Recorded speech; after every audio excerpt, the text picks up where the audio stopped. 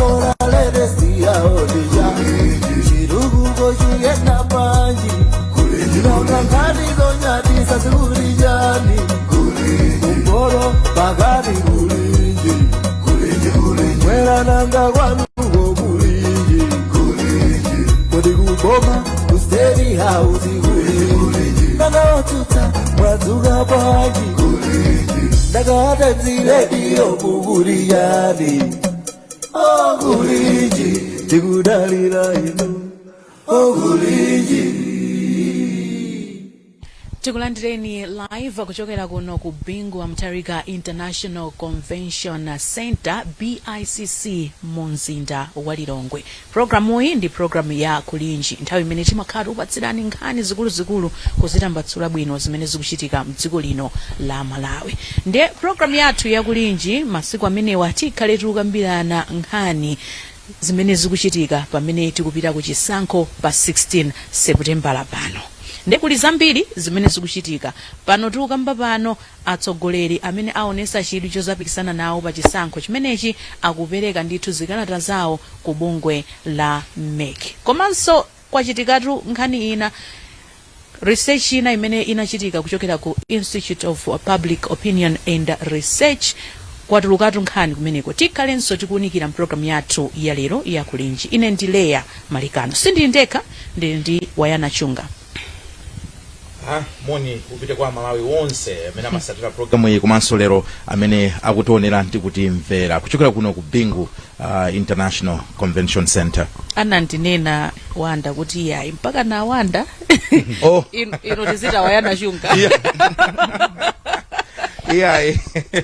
Ai zikhale momwe mulifika wakangata line ya chifumuso kumusi kwao. Ndikulandirenso ni Wanda. Yes. Wanda Msisha. Yes, Leya. Zomukambiri, yeah. Tiyambetu kukambirana kwathu ndi kafukufuku amene atulutsa a Institute of Public Opinion and Research. Mwamona bwanji kafukufuku ameneyo Wayana Chunga?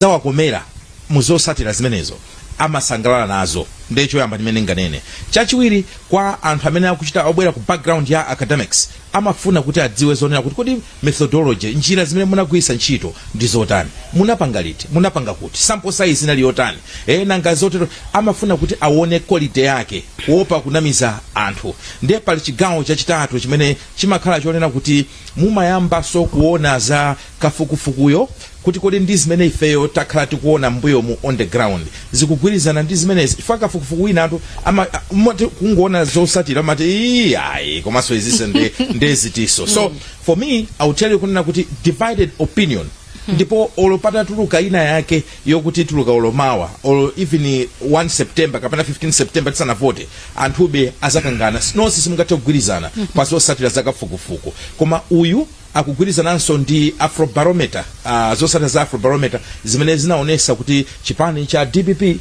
chikusogola. So zikukhala ngati kuti makafukufuku osawiriwa akuonesa an upper hand towards DPP. Komanso kunena kuti zipani zinazimanga Malawi Congress Party as well as UTM ndenawa zikuoneka kuti Andaford akuoneka kuti ali kumbuyo. However, I must emphasize kunena kuti kafukufuku ngati ameneyi izipani malangizo anga makhala onena kuti take it seriously but at the same time musakhale ngati kuti mutayirire chifukwa chonena kuti kafukufuku akutero. Chifukwa as we know kafukufuku ameneyi anachitika pakanthawi ndithu ndipo if you are not uyu yakuoneka kuti wachitika pompano 6 pa 6 mpaka pa 20 July 6 mpaka 20 okay, but kuli percentage iso yambiri bwino ndithu imene anthu they are not decided, they are undecided. Anthu oti athawapanga swing kwina kulikonse, they can go towards DPP, they can go towards osavota, athawapita towards MCP okapena zipani zina. So osachita so rely 100% pitani pa ground mukati pule mupange kampeni muzawine chisankho. Wanda kafukufuku amene ukumona bwanji?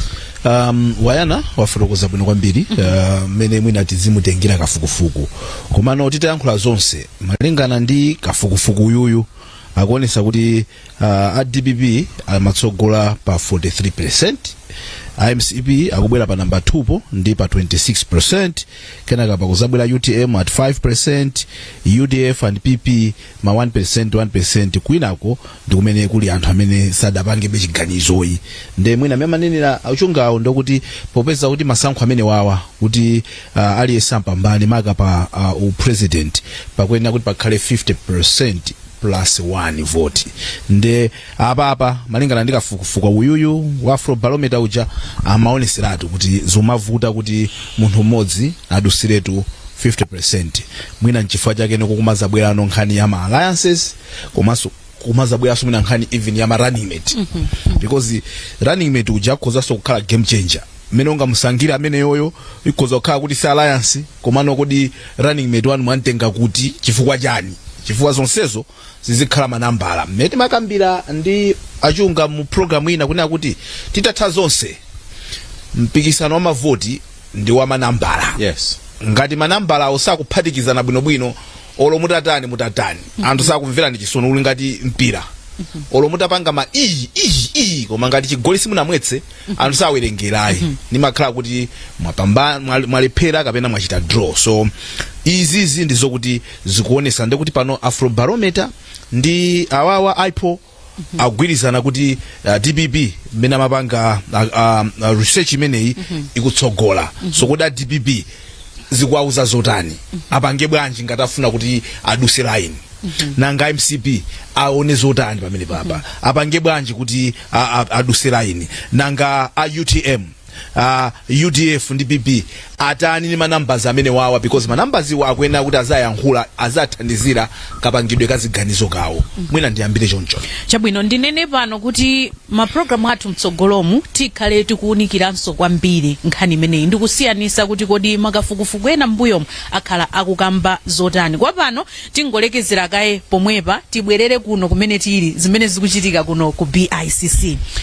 Tinaona Atupere Muluzi kubwera ndithu loweruka lija kuzapereka zikalata zawo ndi running mate wawo. Mukuona kwano Wayana Shunga mukuona kuti Atupere Muluzi ndi candidate wotani ali ndi mphamvu yotani? Atupere Muluzi ndi munthu oti aliyesama mdziwa. Koma I'll be very very frank kunena kuti moto umene anabwera nawo on the political scene ndi moto umene ali nawo panopo zosiyana. Anakhala ngati azilala pang'ono. Kuzilala kumeneku kwakhala kukuchitika chifukwa cha mwina kusintha kwa migwirizano imene akhala nayo pakatipa. Komanso ngakhale kusiya kayendala anasiya pachi adapumula kenaka nkubwereranso. Zimenezo zimathasa kupangisa anthu kumaganiza ngati kuti suli serious. Enanso amanena kuti uyu ali independent uyu kapena bambo ake ndapena mamuuza zochita chimene accusation imene wakhala akuyesesa ndithu kumafotokoza kuti I'm an independent man, I make my own decisions. Ngakhale so President Opuma Muluzi akhala kumanena kunena kuti ine tumunayi simamuuza zochita yayi. Koma we know kuti pena ndi pena bambo wako ndi bambo wako mina makafunsira nzeru zina ndi zina. But I will tell you kunena kuti in terms of the numbers, my numbers at UDF akhala akupanga dwindle kuchokera pa nthawi imene anali mboma. They've been dwindling almost every election. Koyamba tinaona dominance kwambiri chipani cha UDF ku Eastern Region. Tikamakamba nkhani ya china Mangochi, tikamakamba za kuzomba, tikamakamba mbali ya uko kumachinga. Kunali mbali inonena kuti you couldn't touch. Inali mbali into a solid base ya UDF.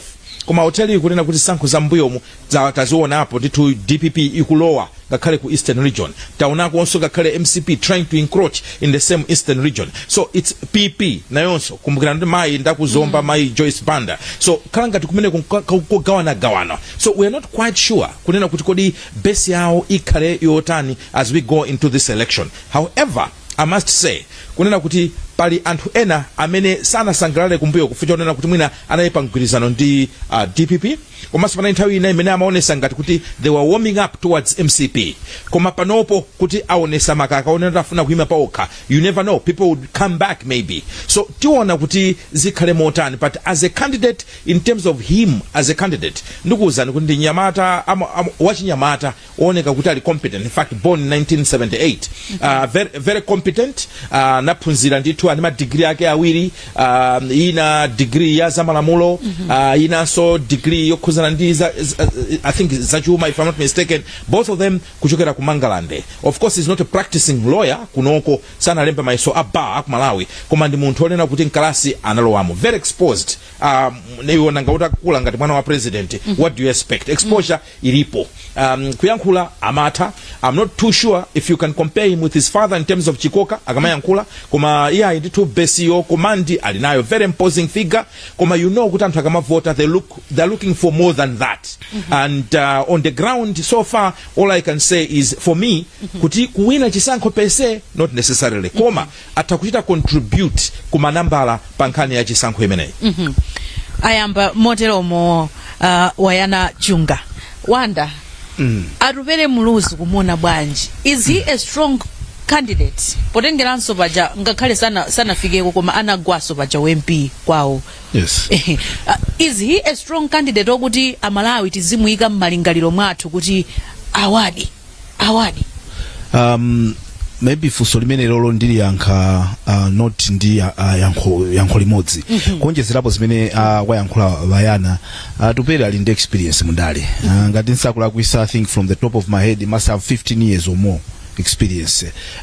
Ndinaona Atupere Muluzi akubwera strongly I think in 2014 ndi Agenda for Change. I think inali campaign imodzi imene ineyo I think I can say kuti I saw the best of Atupere because anali ndi zimene amayankhula kwa chinyamata kuti yes 2014 Atupere came out clearly kuti kodi afuna kuyenda bwanji. Mwina kono ndikumene mwina amafotokozano Wayana kuti wakhalali maboma, wakhalapo ndithu nduna zosiyana, Minister of Land, Minister of Health, maboma Joyce Banda, maboma Eugene DPP, so yes, Minister of Mining ayendamo ndithu, so experience mwina ya mbomamo alinayo.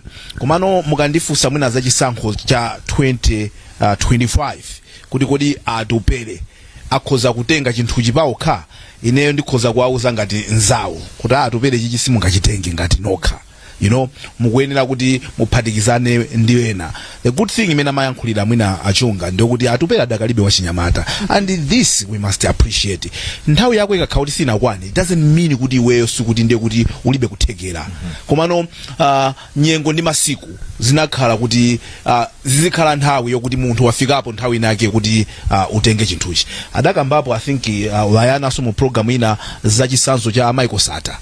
Malemu Michael Sata ku Zambia adaisira zisankho zambiri anthu mpana kumaseka, koma kumapeto kwake adazakhala president. Unfortunately adapezekaso kuti adamwalira ali mu office ya president. Komano it was consistency, you know, kumaziwa kuti okay ndawuyamba ulendowu ndisakhale munthu omanguti kundalowera chifukwa cholinga changa ndicho kuti anthu andione mfundo zanga ndikhulupirire ndikhwimeso mu experience yako ndi boma timayendesa bwanji, kenaka Amalawi amazaona kuti munthu ndi uyuyu. So in this election unfortunately Samana Mizani amene apikisane kwambiri mu chisankho chimene chichakhala MCP ndi DPP enawa pauka. Yes, I know anthu amakamba za UTM kuti they've got a good combination background amenya, koma kuti akhoza kukafika 50% plus, and ndikamanena izi sindikwaderera. And this is just my opinion, just sharing my opinion. I know kuti there are also a strong force out there, but ineyo ndikuona bengati kuti awiya wawo a DPP ndi MCP ndamene akhale kuti chinthu chakutani akukanganirana. So ochenjera akhoza kuona kuti tipite kutiko kuti ifeso tikakhale ndi experience yokuti Amalawi aone kuti fundo zathu tazikhazikisa, because ma manifestos ndi akutuluka. I think ena sitinawamve tikudikira titimve kuti ani nazotani, because zimene zonso zimene zimapasa chidwi Amalawi. Mwina ndiyambe choncho kupatulapo mmene wayankhulira Wanda. Yes. Wayana. Atupereyu ndi candidate wokuti chabwino lero Amalawi atamuvotera ali ndi kuthekera koyendesa dzikoli kusintha zinthu mdziko lino ikonomi yathu ndikuyisintha ndithu anthu nkumati tili ndi president akulamulira dziko? Well, chimene chimachitika Leya, zinthu zapapepala ndi zina zochita mu office on the ground zinaso takhati kumaonapo anthu nkumanena kuti koma this one can make a good leader, kukalowa mwina mu office zinthu nkunkanika kapena anthu oti mwina timakayikira kulowa mu office ndikupezeka zonena kuti kodi munthu uyu ali choncho. Ndikupasani chisanzo cha Malemu Bingu Mutharika pamene ankalowa under the UDF ticket. Panali anthu ambiri nthawi imeneja, anthu that swung kwambiri towards the opposition nthawi ya mgwirizano coalition, and people were not very happy with the candidacy ya Bingu Mutharika. In fact, sikuti timamudziwa kwambiri kwenikweni, anazaimapo independent pa chipani chake, sanachite bwino kwenikweni, and then he was coming back. Yes, anazabwera and izmoneka ngati chair ndamene anali ngati kuti ndamene anali pasogolo kwambiri, iye amakhala ngati kuti wangonyamulidwa pasadulo. So it wasn't, people were not very confident. Koma atalowa mboma, within the first 6 months the nation knew kuti munthu uyu tokhala ngati akutipula and can do it. So nthawi zina you give people a chance and mmatha kuona zosatira. However, let me say kunena kuti ku Malawi mene dziko lilawonongekera, you need more than a president. Nimankhula ndi wina dzulo mamuuza kuti mukuona ngati kuti Katangale for example wa Malawi muno, you just president alone atathana ndi Katangale wa dziko lino? I don't think so. Yes, you need to set the agenda. Pafunika mtsogoleri wamphamvu, a good decision maker, wopereka chisanzo chabwino, wofuna kuthana kumukuonesaso kuti afuna kuthana ndi Katangale kuyambira ku state house kumene. Koma on the ground pafunika ma systems, pakhale ndondomeko zosiyana-siyana zakayendesedwe kaboma kothandizira kuti masomphenya ansogoleri akhale kuti akupanga trickle down kapena kuti akufikira pansi mizu yonse yakayendesedwe kaboma. So kukamba nkhani ya Tupere Muluzi ndikuwuzani kuti kuthekera ali nako. He has been cabinet minister for a long time. Koma kukhala president is a different thing.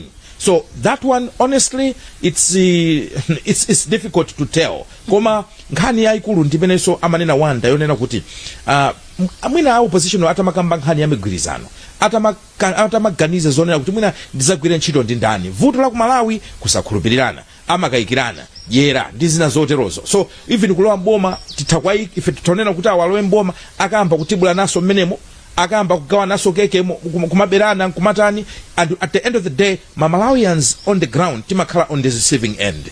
So inandikuuza kuti potential nayo koma anyway kuyendesa boma is a different ball game.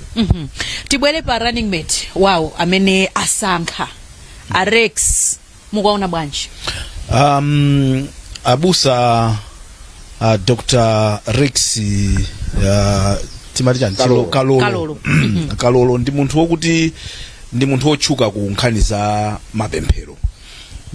Ali ndi chalichi cha mphamvu kumpotoko.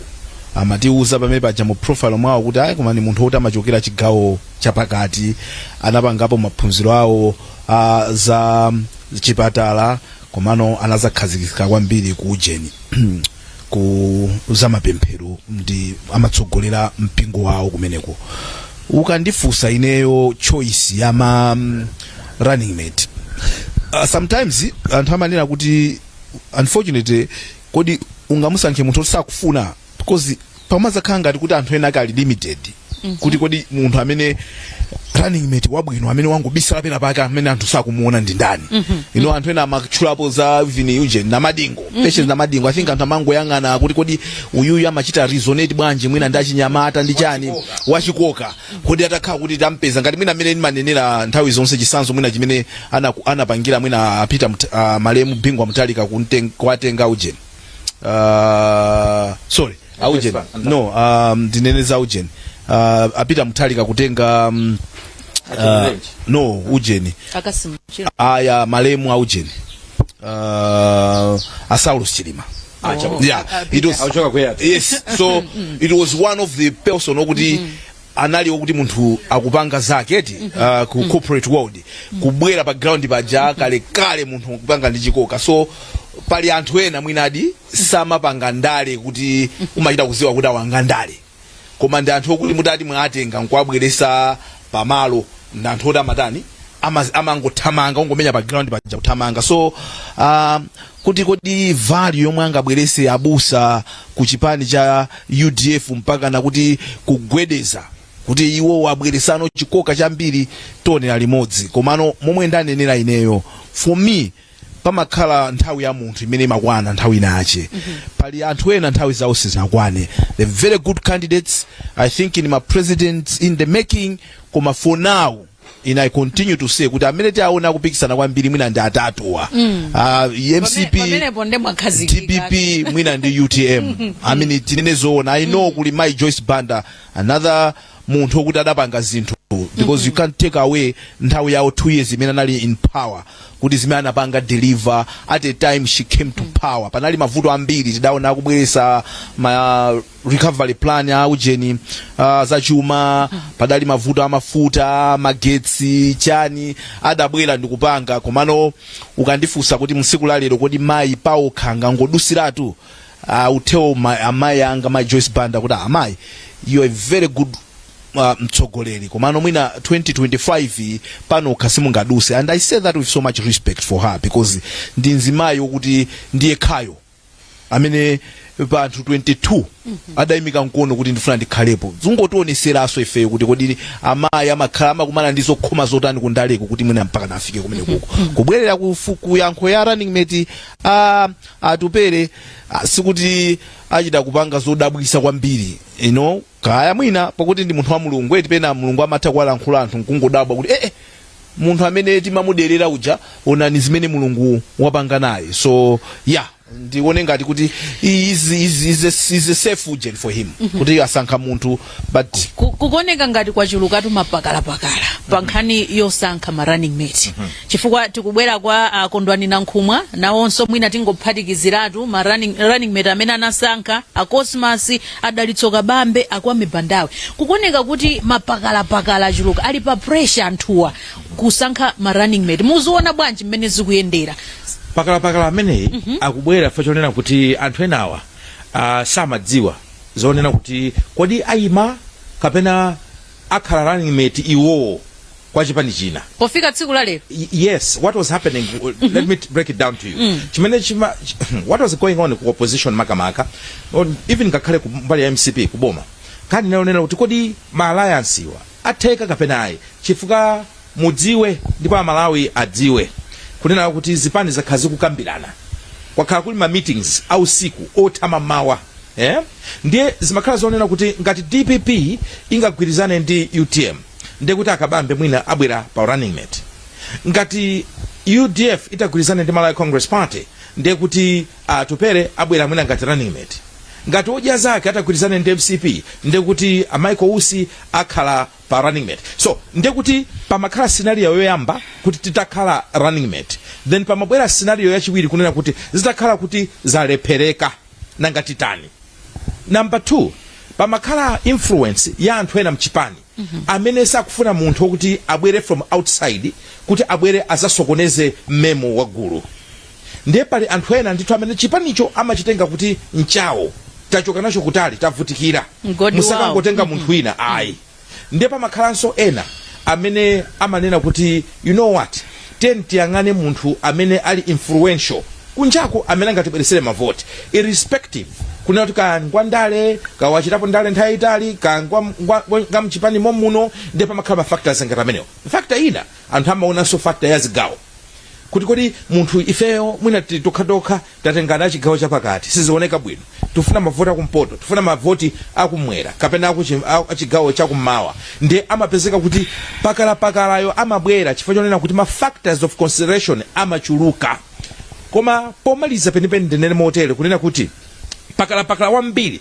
amachitika chifukwa chonena kuti azisogoleri amakhala indecisive msogolero onena kuti you know what you want msogolero onena kuti you know what are your weaknesses ndipo ukudziwa kuti ukufunika munthu wotani kuti akupange compliment I think unachita kujia pakala mpaka munali kuti miezi yonse inu mwadziwa liti kunena kuti muzaima pa chisankho kumbukirani siku limene ambiriwa anatengera mapepala anatenga mapepala paka nthawi ndithu you mean all these days olo iweyo utatu wakhala siku losere kuganiza mpaka na usiku sungakhale ndi dzina kuti ineyo ndi kulingana ndi maganizo anga amene ndifuna kupanga ngati usogoleri kuti wabwino akhale uyu I'm sure you should be able to. Enatu tikumva zokuti amafirira mafomu galimoto kumafirira mafomu ga running mate galimoto zinazo ndi zibwana kuyesa zida timatero chichewa cha masiku ano kuyesa zida nkhani yoyendesa ziko si nkhani ya masewera, si nkhani ya zibwana. And if you cannot prepare, you are preparing to fail. So tinene ndithu kunena kuti zinazi ndizoti tisamazisekerereso as a country.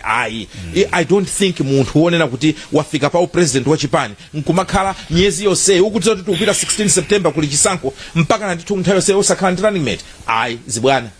Tisanasunthe kubwera kwa Kabambe ngati mtsogoleri komanso running mate wawo ku UDF ku anachilandira bwanji cha candidate komanso running mate Wanda? Ndikuona ngati kuti sadadandaule kuwerenga mene zimachitikira mu holo ya ku BICC kulankhula ndi anthu panja. I think anthu anali happy kuti auje nabweresa running mate wokuti ndi wabwinobwino. So sindinaone resistance, sitinamveso zinthu zina kulankhulidwa after. So I'm sure kuti they are happy ndi mene asankhira atupere muluzi kuti Dr. Rex ndi amene aende nawo ndithu pa ulendo umenewu. Tibwere kwa Akabambe ngati candidate mukwaona bwanji? Akabambe is a good candidate. Zimene zozo ndinene zoona. Ineyo first time ndinamva kuti awawa kufuna kupanga, actually ndinamba kwamva kuti ali ku DPP kucha.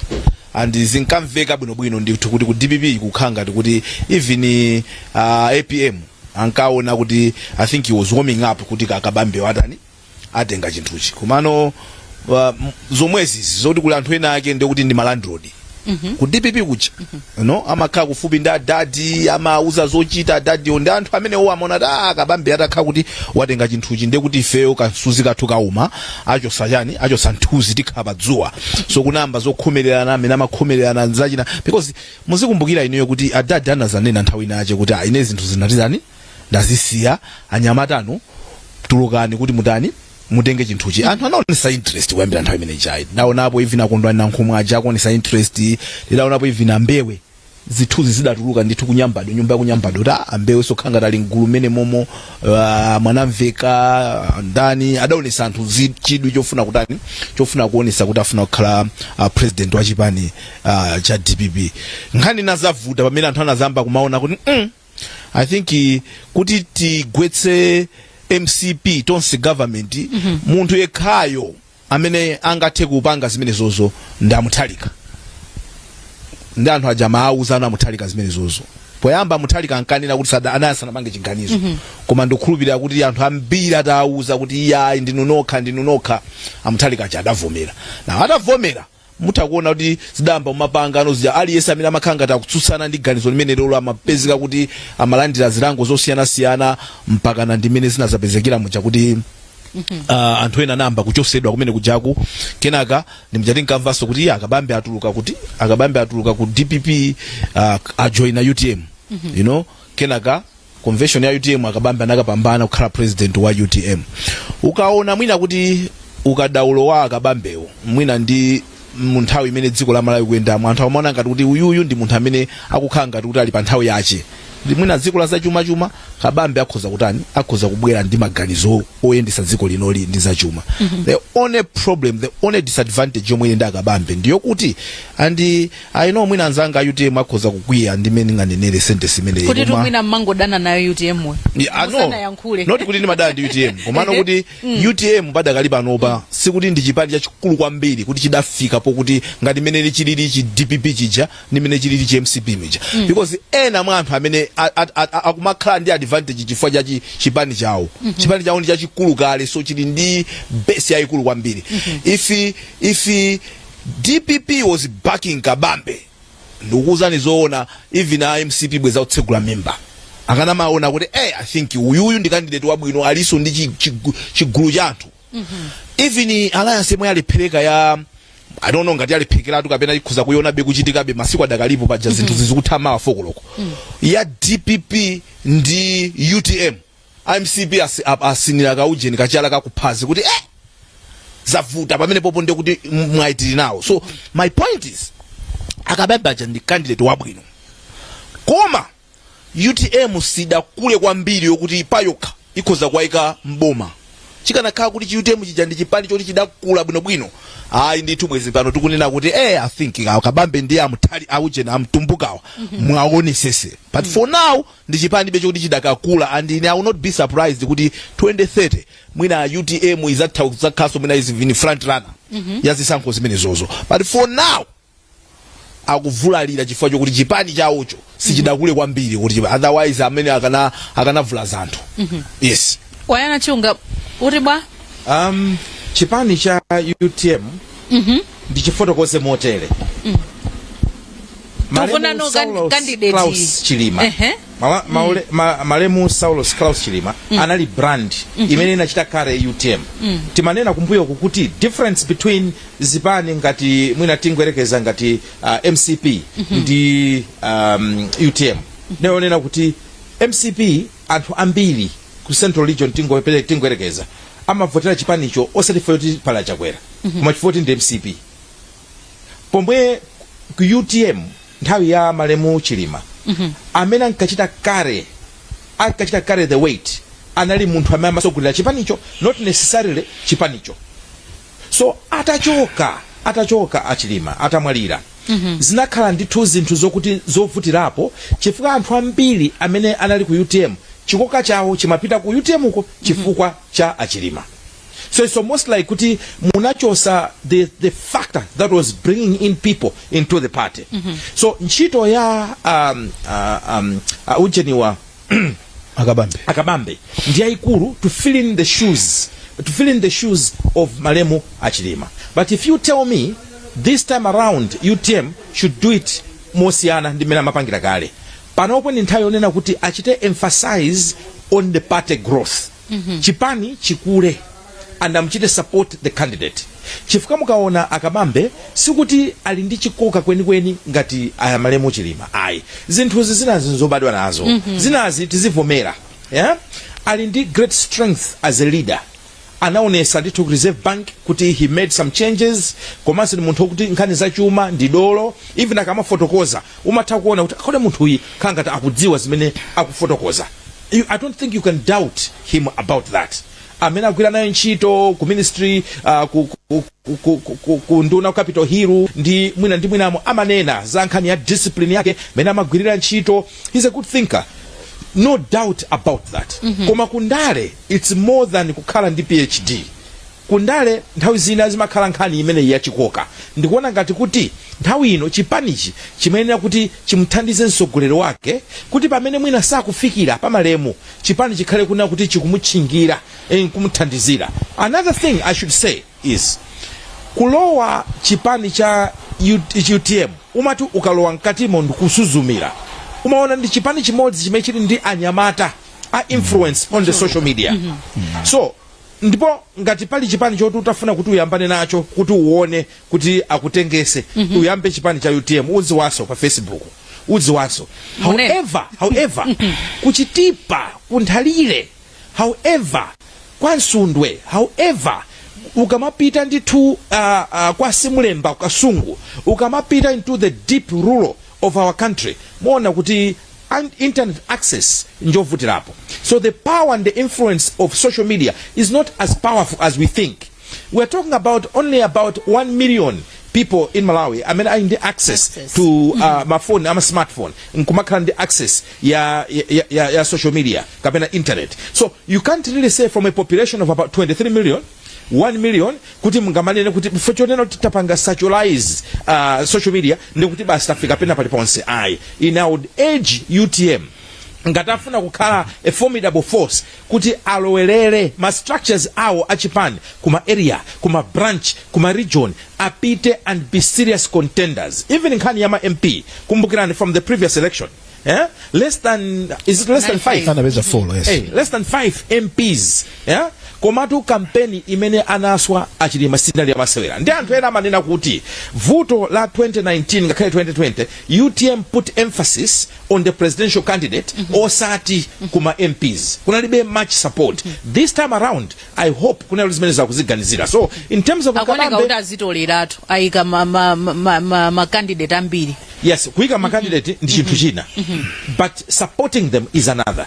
achite ni support, mupite madera amenewo mukapase support is not only about money, koma even presence, influence ya sogoleri kupita kapanga endorse, kupangisa misonkhano kwathandiza kwalimbikisa makandidate anu zimakhala zofunikira. So as Akabambe as a candidate, a strong candidate, koma ineyo ndimaonabe kunena kuti they still have some homework to do in terms of developing the party, koma also developing the candidacy of Akabambe.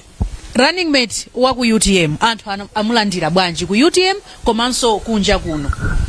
Dr. Matthews Mtumbuka anatulukira nawonso akufuna kuti aime pa udindo wa president. Normally anthu amati akayima limodzi chonchija wina nkugonja chidani chake sichimakhala masewerayi. Komano taona zinthu zodabwitsa zimene zachitika ku UTM kuti onse amene anapikisana pa udindo wa upresident agwirizana.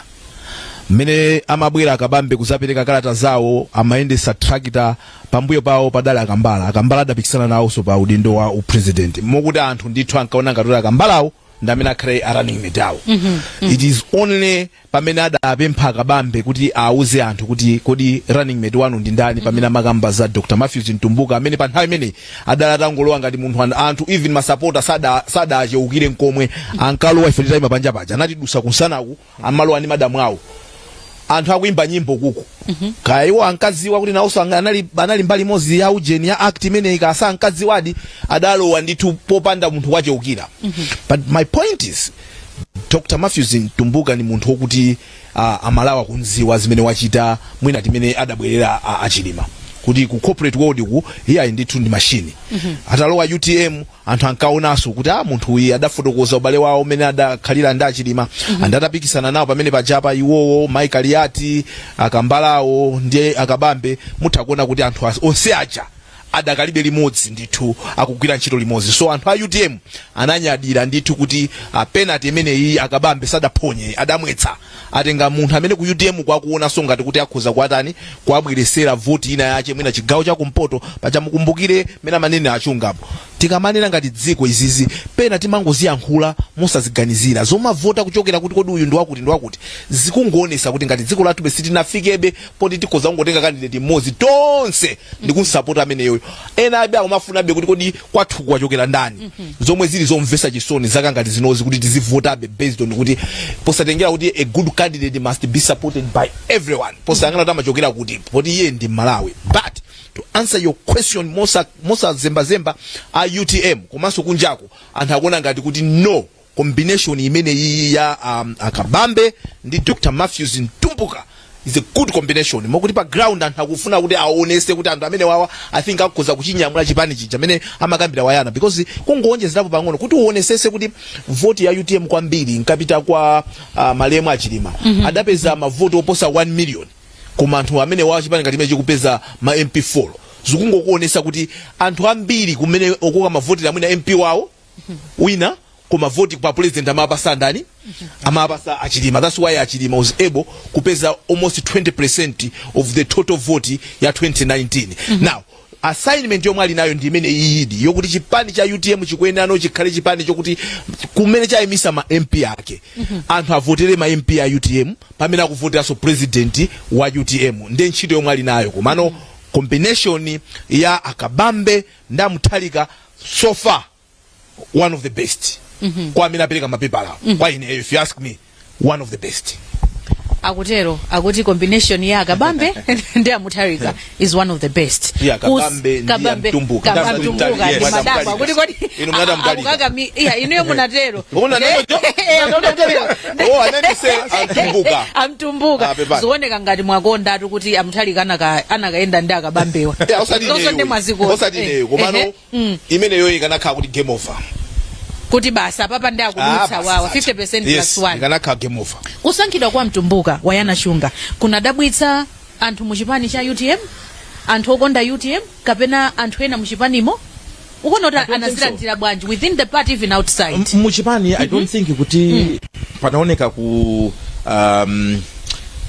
kudaba kwenikweni. In fact it's a safe choice chifuka munthu ukaona kumbuyoko mmene anachitira pa nthawi ya convention anthu amene anatuluka kwambiri nthawi ya convention panali Mtumbuka wa panali Akambala panali Maikaliati panali iwowa Akabambe wina ndaiwala kuti wina anali ndani amene ali ngati amene anali kusogolo ndiye kutenga munthu wina amene ali within the party imakhala ngati kuti mwasunga chipani komanso kumbukirani kuti anthu a UTM ambiri ochuluka amakhalanso anyamatawa achinyamata in the corporate achokomene mmakoleji ena ali kusukulu kumene so amtumbuka amachita speak to that profile gulu category imeneyo ya anthu ndingonena pang'ono chabe zambiri ya mtumbuka kuti ndi munthu mmodzi amene kumalawi kuno anadziwika poyamba chifukwa cha sukulu kuti munthu wophunzira kwambiri iwo watu anali pa polytechnic ali pa polytechnic pamene anatenga degree yawo yoyamba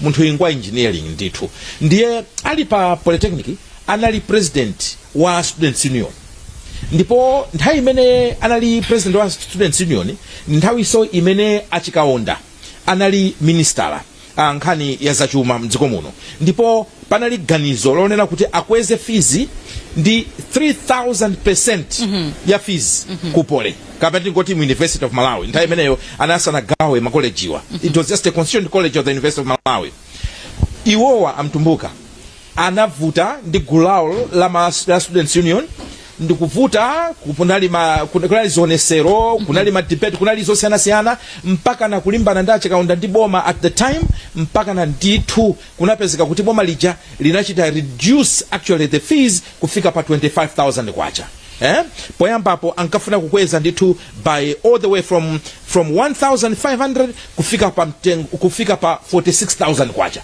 koma it only moved to 25,000 kwacha so muona kuti ali ndi history yopanga mobilize history imeneyo ilipo komanso agwira ntchito mabungwe akunja makampani akunja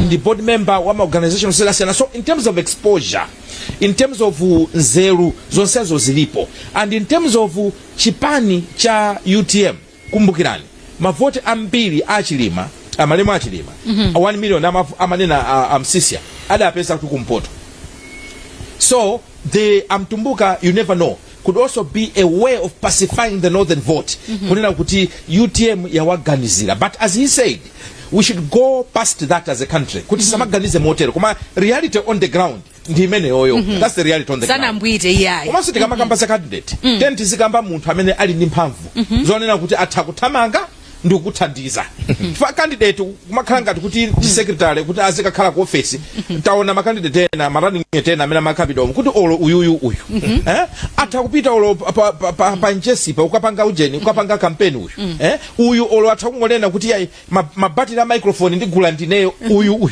chifukwa ndale za kumalawi tizivomereza pamafunikaso ma resources so you need someone onena kuti even paeka atakuthamanga atakuthandiza and bring value so ndi mfundo za chipani candidate running mate osazidziwa taziona zimene zonso so amtumbuka ndikuona kuti akuchita qualify in so many facets however the issue is onsewa awiri mukaona Akabambe azona za mtumbuka ndi what I would classify as the elite kumalawi kuno ndi anthu akunena kuti onse ma PhD holders onse that been at the top of the corporate of course Akabambe akhala kwa mboma na Grass Ntchito Capitol Hill koma ndi anthu onena kuti akhala at the top of their life kwambiri the question is can they relate to the Malawian on the ground koma zimene zozo you don't have to be munthu osauka kuti ukayankhule language ya anthu osauka ayi I think you just have to know mavuto awo and appeal to their needs mukatero muatha anthu osauka chabwino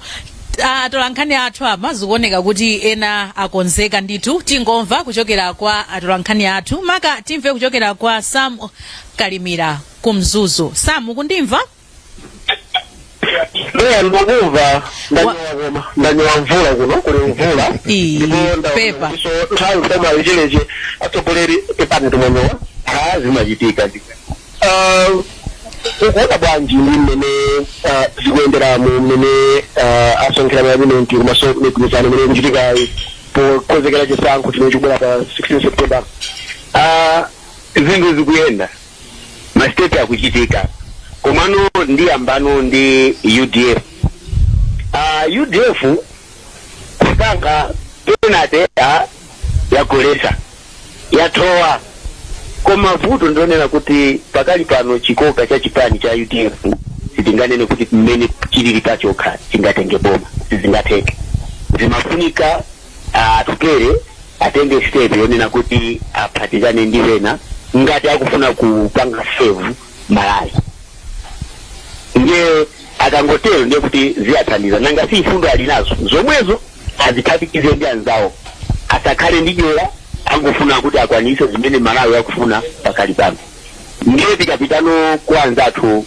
a DPP apa ndiye tinene kuna kuti penalty ijai ausa mwamba mwachidule tinganene kuti player walangaleti kati nkupa salifali kuti lifali atuluke chifukwa inali nkhani yosavuta akanakhala kuna kuti alola kunena kuti zofuna za Malawi zikwanisidwe chifukwa agadi sikuti kuyimirira zinali zolinga za kuchipani ayi anthu ndi amene amafuna kuti ayimirire ndiye izachitazi TPP inachosedwa mboma panalibe chifukwa chona kuti achite zofuna za chipani ngati anthu ndi amene anafuna kuti ayimirire ni apapa achiphonya apapa komabe sitikudziwa kuti mtsogolo mwazitani aponya mota aponye chifukwa chonena running mate amene anthu ziko lonse linkampangira mademo ndi amene amusankha iwowo even constituency mesa tinaona kuna kuti chipani chapanga indosi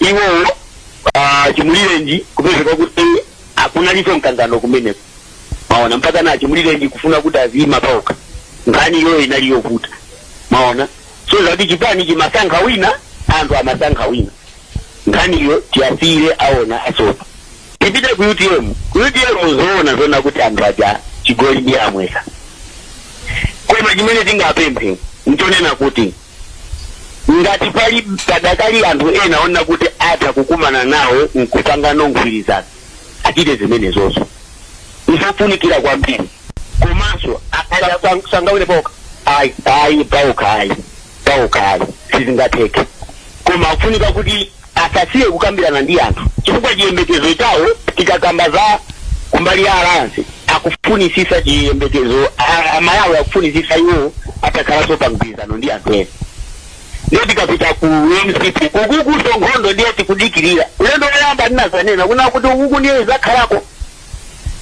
ngati nkotheka aone zimene yena achita amene tikunena kuti achita bwino kuti iwo asazanyuleso ya chifukwa papando wese amene migwirizano tikunenayi ngani target ndi MCP ndiyo iwo ayenera kuti apange posatengera kuna kuti chipani chikufuna chani anthu azifanizira ndi running mate komanso delivery imene yachitika kumalawi kuno tazolowera kuna kuti neba kuzaphikira sima nyumba mwako iwe nkumazi tukumula ukhala ngati munausa unampasa ndiwo ndi zimene zimachitika kumalawi ne ulendo uno anthu akufuna kuti aone kuti tsogolo la Malawi ndotani tuditwa kuza kwambira ndathokoza aleya titi silepompo ife kuti titamanga ife tikuyamikeni kwambiri asamukalimira pepani kuti mwanyowa zikomo kwambiri le zikomo ukuso kungosonyeza kuyikonda kulinji kumeneko ntchito imawawa kumene ganyo aziwawe mona ngati basa zingopa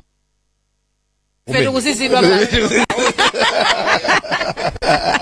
timalize ka 5 minutes kasalaka ndi akondwani nankhumwa a Cosmas Felix Chibojola komanso Kwame Bandawe timmalizitse mwina kungoona kuti kodi amenewa kodi ndi ma strong candidates komanso ma running mate awo amene asankha ndi amphamvu bwanji nanga Malawi kunjakwa kwalandira bwanji ma candidate amenewa wanda msisha mwamsanga akondwani nankhumwa yes just like imene manene azatu bere nawonso ndi mtsogoleri wokuti achikhala kuti samalumana ku DPP I don't think akanachoka ndi munthu wokuti anthu ambiri amudziwa zimene wachita ku DPP koma chifukwa chakusakhazikana bwino kumeneko anapezeka kuti anakakamizika kuti achoke nkuyambisa chipani chawo mpaka anapereka pepala zawo ndi mai Betha ngati running mate wawo nthawi yawo sidakwane ino ni nthawi yokuti alawe kupanga chisankho aone kuti zimakhala bwanji mwina malo ena ndiyena mwina atha kutolako I don't know kuti makhasa kwa ineyo akulawa kuti azanena kuti dayimira chisankho cha 2025 tidapezako makhansala mwakuti chani kumano pa president akhonda nzathu sangawine akho simngawine so nokha speaking as a good friend yes akho akhono kasimungawine tizikuzani zoona panopa mukhale kuti no mukubuilda ujeni yanu path yanu your way to your presidency but not this one komano it's good to show up because mumve even mina mayankhulira chair kama ndira kalata mana mwaonesa kulimba mtima kuti mwabwera panopa usapereka kata zanu kuyimika mkono kuti Malawi 20 million. Yes, not easy to fenda imapo za misa ukudagwa pa abantu adaliseka koma ati ndaonesa ulimba mtima so maoneka usife tinaluzanu nanga nothing changed so akhomu kaluza don't worry ujeni naso amene mutaluza azizanganu musadandaule siku linaso nthawi yanu izakwana padopa akaluza aso yakwamendeza chibwana zenizeni phunziroso apa za chibwana komano ayambako kumabwera ndithu Cosmas chipojola nawo zokazo za chibwanazo komano akwanisa kupeza 10 million akwanisa kusainisa masigine chawo ndi Malawi ali ndizo alola ufulu wa democracy ukutero why not ma running mate ngakhala akuti ati ndizachibwana angoyesera apange CV ma running mate sono ngati presidential candidate yo mukunena kuti zachibwana ndiye tizikambaso za running mate wake mwana umeko simukuzako ma running mate yo motelo anankuma asankha Betha ngati running mate amene anali nditu pa size yawo she has taken munthu onena kuti and experience has been a member of parliament so I mean pa size yawo it's okay ndinene mawawa amasangasanga just to top up on what Wanda said anthu akumadabwa kuti kodana nkhumwa kuimako ndikuona kuti afuna kutenga boma kapena kufuna kukhaulisa DPP kapena kufuna kugwirisidwa ntchito mwina ndi IMCP boma kukhaulisa DPP so pali maganizo kwambiri angati amene akumakhala on the ground what I can tell you is anakhumwa amene akwadziwa pandale he's a good organizer nka amanena kuti ni munthu mmodzi amene amapanga ndale za pa grassroots moti I would not be surprised china chake chitachitika in the Lomwe Belt Anakhumwe chifa he wants to prove a point PDP ija he wants to make a statement chifuka mkangano umene unali ku DPP uja unali waukulu komanso zimene adachita zija anawachecha ndiye wafuna kuonesa kuti no I'm still a force to reckon with ndili ndi anthu kumbuye kwangapo mukaona even concentration yawo ya campaign muona kuna kuti is pretty much dominated on the southern area kwambiriso in the Lomwe Belt not necessarily kuti kuchitipa apita kulumpi so for me ndikuzani kuti Anakhumwa kukhala ngati ndi anthu ajaonena kuti they want to prove a personal afuna kuonesa china chake koma zokuti kutenga boma pa 6 September iwo ndi ife tizakhala limodzi kuonesa amene akuzalumbiritsidwa tasala ndi a minute tiyembekezere zotani lero kukubwera odya zake alibe mlandu amaiko usi amaiko usi anthu amakamba nditu zambiri kuti amene ukangati ndi amene akhale running mate achakwera motero koma zikuoneka kuti akhazikisa chipani chawo kenaka awa ndi awafuna kupereka ntchito makalata awo for me what I can tell you is sizusiyana kwambiri ndi kesi ya Anakhumwa kuti kodi iwo amaiko usi akuyima kuti atenge president kapena he wants to prove a point kwa UTM kunena kuti ngakhale tu nemuna ndiponya miyala I'm forced to reckon with ineso tu background ndi matipula ndipo nditafuna pachama konta kuvina nditafuna kuvina ziwiri zitatu inutu mpeze kati mukuombera ngoma so tiona kuti lero abwera ndi motani koma as a thinker I've always respected kunena kuti amene tacheza nawo Michael Usi ndi munthu is a very intelligent person that one kaya muma wakonda kama wada I'll tell you kunena kuti ndi munthu onena kuti no wonder he has PhD very intelligent man koma kunkhali za ndale ma dynamics za ndale amakhala nthawi zina sizitengera za nzeru sizimatengera kuti uli ndi chikoka cha zisuzo ndi zina zoterozo so tiona but I will not be surprised kunena kuti atate abwera ndi munthu amene is maybe even outside oja zake alibe mlandu chifuka mugulu la oja zake alibe mlandu sinaonepo munthu oti very prominent kunena zoona ndimakumbukira atangokhazikisa gulu lawo lija tinkafuna kupanga program ndeti mafuna tiyankhule ndi wa asogolera mchipanicho panalipo vuta we ended up kumayimbira iwo a president achipani amaiko usi kuti atiyankhule koma anali busy anali ndi a national function to do so kunavuta so nokulindani kuti ayankhulire so publicity kunalibe inde amene secretary general tinavutika kumakhanga tikuti akuthawa secretary general. So I would not be surprised that atenga munthu outside kuma being a Michael Usi is also capable of bringing in a very interesting character. So tili pano lero amalawi musachoke kumvesera wireless komanso kuonera kanema wa Times kuti satiranso pasambala Times 360 pa Facebook. Akuti inuyo chilungamo chikumakuvutani kwambiri. Akuna ndani? Amalawi kuti mwachulutsa chilungamo tiyembekezere zotani kuchokera kwa hoja zake alibe mulandu. Michael Usi zomwe apanga ndi hoja zake alibe mulandu. I think ndi justice zimene akunena wayana kuti ndi munthu wokuti he can organize. He has just shown kanthawi kochepa hoja zake alibe mulandu, anthu avala nsalu kuti zachokera kuti. So ndi mmodzi somwe anthu amene achakwerabe adakamulingalira pa running mate chifukwa ku MCP kuli pano panthu atatu amapikisa tizindi na zona. Catherine Gotani Hala amene opopeza iwo nda first deputy president constitution ya Malawi Congress Party mane akuti amene azakhala running mate. So she's a de facto running mate wow. Komano aziyang'ana nokuti okay awawa kuzadukhala running mate malinga ndi mapepala background pali bwanji ndepa umabwera vitu mbiko mumba ali pamene popo then pali Ausi omwe adi ndi current Ausi so akubwera amachulidwa pa malist ya amene achakwera tang'anepo ndipo pano pa mpikisano uli pa atatu awawa mmodzi mwa atatu awawa hayi ndithu kufinya ni kolona gwirani baibulo nena ni malilime salani kuja akutengani. Now lero labwera iwacha I think ndi munthu ochenjera iwacha anaona kuti ine ndikapanda kumapereka mapepala ndazi ndona tiye ndikudikira kwambiri ukuku nne ndionese kuti ayi ineso ndine ndikhoza kupita ndekha kuti achakwera achaziona kuti fana yakuzo ndipulumuka soto he's a very clever man. Don't be fooled akamavina amene achawa when he finishes his dancing whatever he's a great he uses his brain. So he's an interesting candidate that I want to see akamabwera in the next 1 hour or so kuti kodi akubwera ni ndani and I know taona ntakwera matractor iwa just bajada kwera po tractor nthawi nake ndi malimu chilima kukapereka mapepa lawo kukomesa nthawi imene chai. I don't know kuti wabwera modani kuti naonso ndikaswiri wa creation anthu a drama amaziwa amene apangira create. So he's an interesting and we must not just dismiss this guy. Let's watch. It's an interesting times ahead of us. Modi muli ndi chikhulupiriro kuti abweradi iwo abwera because he doesn't want to be seen ngati kuti uyu ndoso azochita akungodikira achakwera kuti antenge. So he wants to make a statement kuti kupanda kunditenga nditha kumapita ndekha.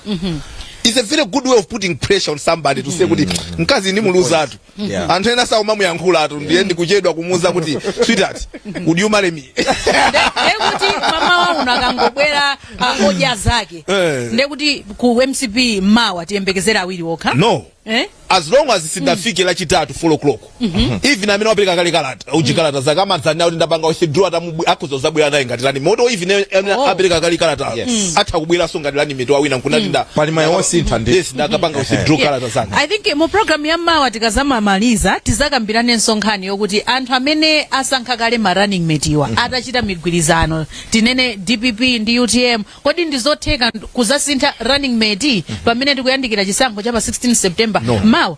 I think tizakambirane nso pamenepo. Okay. Apa zikuoneka kuti nthawi ndiye yatithera mawa maliza mulina ayi amalawi sekulani maso makutuwo zimveserani wireless yake ndi mene ya Times kanema wake ndi wa Times Television Facebook yake ndi Times 360 Malawi chifuka china chilichonse chochitika kuno tikuonesani muchimva wanda moto umapita kumene kwasala chile ena aphonya mapenate ena amwetsa amene mwasalanu muli ni mwayikonze ni chuneni kusogoloko kwa imanthu akuchita chipikisheni kodi yanu ili capacity yapa ayigwira you know enda ilimbikira chifukwa out of these 22 people amene tikuwaona papa mmodzi wa anthu amene atisogolera mu September ndi ndani chifukwa chani ikonzeni bwino yanu. Umonso ndimene tamalizira program yathu ya kulinji live kuchokera kuno ku Bingwa Mtariga International Convention Center BICC kumene atsogoleri akupitirira kupereka ndithu zikalata zawo kubungwera MEC kuonetsa chidwi chawo chozapikisana nawo pa chisankho chimene chikubwera pa 16 September mawa tikhalenso ndithu pompano nthawi yomwe ija ya 5 minutes past 7 ine ndileya malekano mwakoma nonse. Amalawi kulinji no kumabenya kumabetsera kuti kulinji gataya lilongwe kulinji kumzuzu mwanyeto kulinji nanga kuboma kukuchitika chani mwani akoti akuti baji kuti usauka kulilabe Solola ledesi ya odija Shirugu goju yena panji Ngangani zonyadi sasurijani Kumboro bagari kulinji Mwela nanga wanu go kulinji Kodi kuboma kusteri hausi kulinji Nanga ochuta mwazuga baji Naga atemzile diyo kukuriyani Oguliji, digudalila inu Oguliji Amala